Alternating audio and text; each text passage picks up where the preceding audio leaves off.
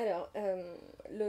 définir le harcèlement sexuel comme le fait qu'un homme, la plupart du temps,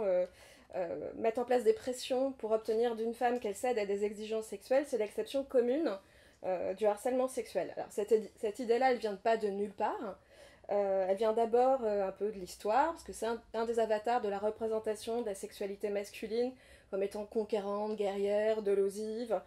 qui entraîne une grande confusion entre ce que c'est la sexualité et ce que sont les violences sexuelles. C'est aussi une idée qui a longtemps été entérinée par le droit, et notamment par le droit pénal, qui définissait le harcèlement sexuel comme le fait de harceler autrui dans le but d'obtenir des faveurs de nature sexuelle. Alors c'est une définition que nous avions très sévèrement critiquée pour tout un tas de raisons,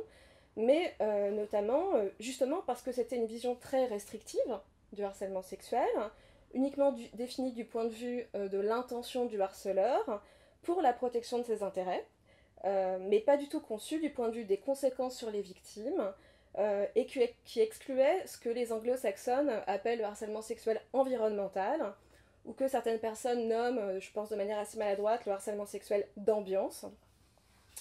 Alors, cette définition que je viens de citer, elle a été censurée par le Conseil constitutionnel en mai 2012 dans des circonstances totalement scandaleuses sur lesquelles je ne reviendrai pas. Ensuite, le législateur a profondément réformé la définition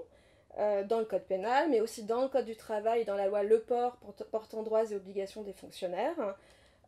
et a fait du harcèlement sexuel des propos ou comportements répétés à connotation sexuelle qui soit portent atteinte à la dignité en raison de leur caractère dégradant ou humiliant, soit créent à son encontre, à l'encontre de la personne qui le dénonce, une situation intimidante, hostile ou offensante. Donc là, on voit bien, existe l'intention de l'auteur d'obtenir les fameuses faveurs de nature sexuelle,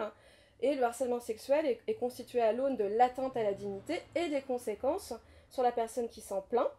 Donc la loi dit désormais que les environnements connotés sexuellement hostiles aux femmes ou à certaines femmes ou à certains hommes ne font pas partie du boulot et vicient le contrat de travail.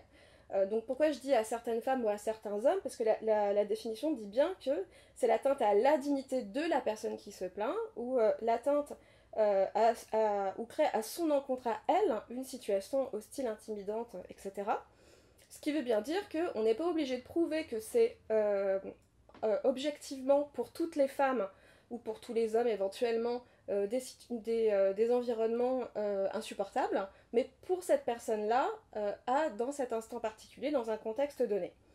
Voilà, donc c'est une vision qui est extrêmement nouvelle du harcèlement sexuel,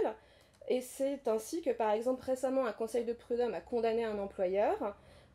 pour harcèlement sexuel, alors même que la salariée qui s'en plaignait n'était pas directement visée, et personnellement visée, par les agissements qu'elle reprochait. Elle était exposée à des propos obscènes, humiliants pour toutes les femmes, des images à caractère pornographique, des discours et des propos qui chosifient, sexualisent les femmes, autour desquels le collectif masculin était en train de se souder, qui ont fini par générer pour elle un stress intense, des blessures psychiques, mais aussi un sentiment profond d'injustice, hein, parce que du coup elle était aussi exclue de fait du collectif de travail. Et donc là, l'employeur a été condamné par le conseil de prud'homme, et ce qu'il vient dire, c'est que la loi du groupe des hommes de cette entreprise-là n'a pas prévalu sur la loi tout court.